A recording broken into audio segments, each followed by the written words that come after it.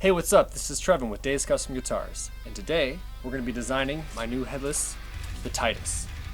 So for this video, I wanted to take you through the process of me designing and basically putting a concept onto paper, then onto plywood or MDF for a template that'll then be allowed to be transferred onto different body woods for when I put these guitars in production. So the models that I have already are my Super Strat version, which I call the Volcus. And this is kind of based off of a few different of my favorite guitars, particularly a Leonis Duvel, a Ibanez RG, and there's actually a little bit of a Fender Strat shape on this upper horn. Another is my Covis, and this is more of a Tele T-style, and you know, this one actually is more based off of the Volcus than it is a Telecaster itself. Lower horn is a little bit more thin and comes out, and it's got a little bit more of a forward slant here, so it's got a little bit more modern shape, but still relatively familiar to those who love the T-style. The most important part of pretty much any build is coming up with our center line. Everything is based off that, between the neck pocket, the pickup cavities, and all of that. So you'll see in, say, these other templates, I like to have a center line marked out, and that helps me just line things up when it comes time to putting on, say, my templates for neck pockets and cavities. So I'm able to line these up and route them as I need. I have different scale lengths, one for 25.5, which is kind of your standard Fender scale, and a baritone 27-inch scale. So I think, since I'm using plywood, which isn't ideal, it is just what I had in my shed at the time, I'm going to go ahead and find a good point and just simply draw a center line.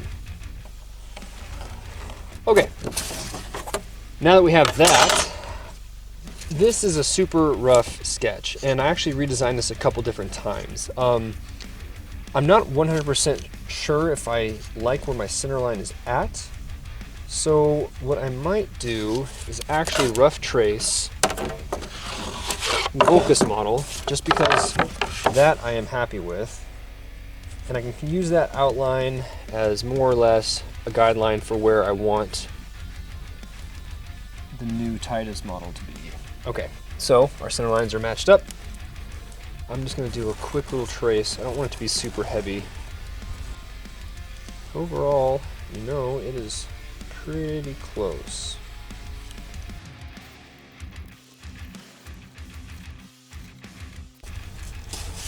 All right, that is pretty good. So let's kind of take a look at how that lays out compared to the others. And let's do this. Now ideally I would have done this on paper first, but in this case I think we're doing all right. I'm just kind of going over this with a bigger outline here. We're going to be using the oscillating sander here, spindle sander, to go ahead and like get this more of a finalized look, but I just kind of want a rough layout of what we're doing. So for this case, I'm going to go ahead and line up these pickup and neck pocket cavities so I can go ahead and kind of see how it's going to look and make sure that the dimensions look good and nothing's out of whack. So your average bolt-on Tele neck pocket is about 3 inches in depth, and that's pretty much a standard, but I like to go a little bit more. It brings the neck back a little bit, which I feel gives you a little bit better access to those upper frets, and the balance, I like that. It's only a 1/4 inch, it's not crazy, but for me it's enough. So we're starting here at this 14 just because of where my ruler is. So we're gonna go 13, 14, 15, 16, 17 and 1/4. So there is our 3 1/4 inch. Now I can line this thing up. We're still looking for that center line. Now you can see why that's so important.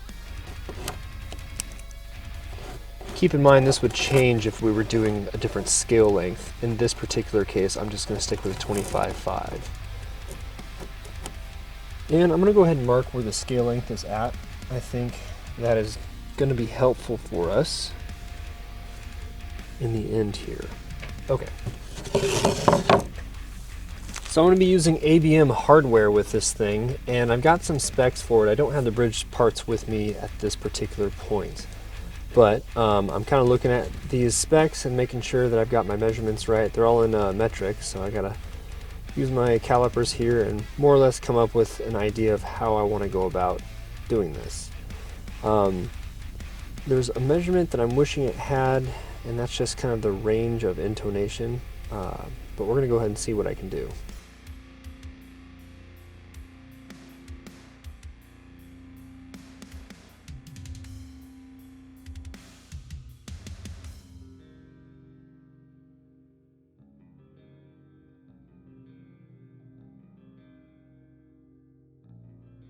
Alright, so I had to kind of make up a few things because the diagram didn't give me what I needed, but with that being said, I've got a rough dimension layout of how the bridge single pieces will lay out on there, which is important for me as far as the designing goes, so I know where to place things. I did move the rear humbucker up 5/16 of an inch just because of how the bridge laid in there. But we're starting to actually look like a guitar, and that's what matters. So now that I know where the bridge pieces are at and where I need to adjust, I know for a fact I'll have to basically take this material and carve away a bit. And look at that, it almost makes the shape of a D. Maybe that's how I should do it. Maybe we'll sit there and do kind of a D concept or something like that. Seems fitting, right? That could be interesting. This could be like a section that's, you know, exposed, kind of like you see here. That was my initial idea. I'm just kind of more or less doing the D shape right here, and it conveniently follows these lines.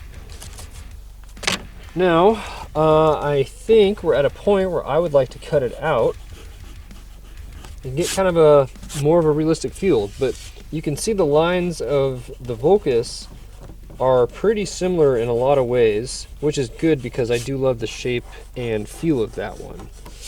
So now we're just kind of erasing the lines that don't matter enough so I don't mistake them.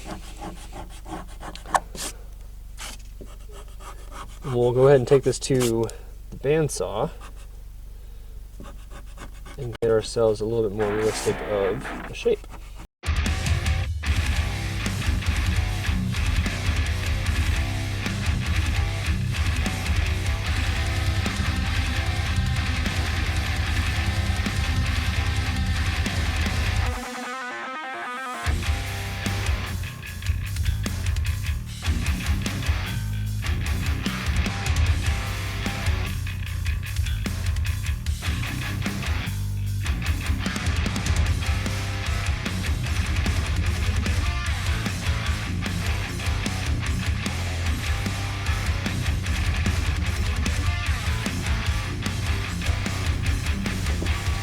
And finally, we use the oscillating spindle sander to clean up these lines.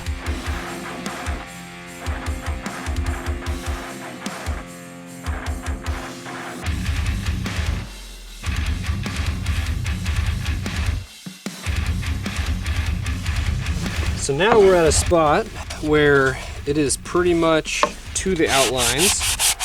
I'm just kind of going over it with a sponge here that's got some grit to it, just to kind of give a little bit of a smooth over. This is pretty much how I do a body cut anyways. The only difference is plywood, of course, is a lot easier to work with. MDF would have been even better. I just don't have any.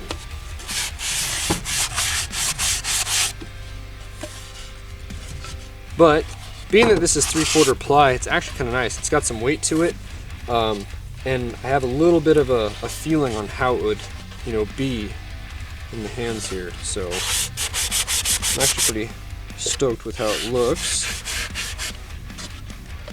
I think that D shape is going to be pretty cool. You'll see it right there. But for now, I think our mission is accomplished for tonight. We've got a rough template. All we have to do now is pick out some body wood, place this on it, and cut it out. Until next time.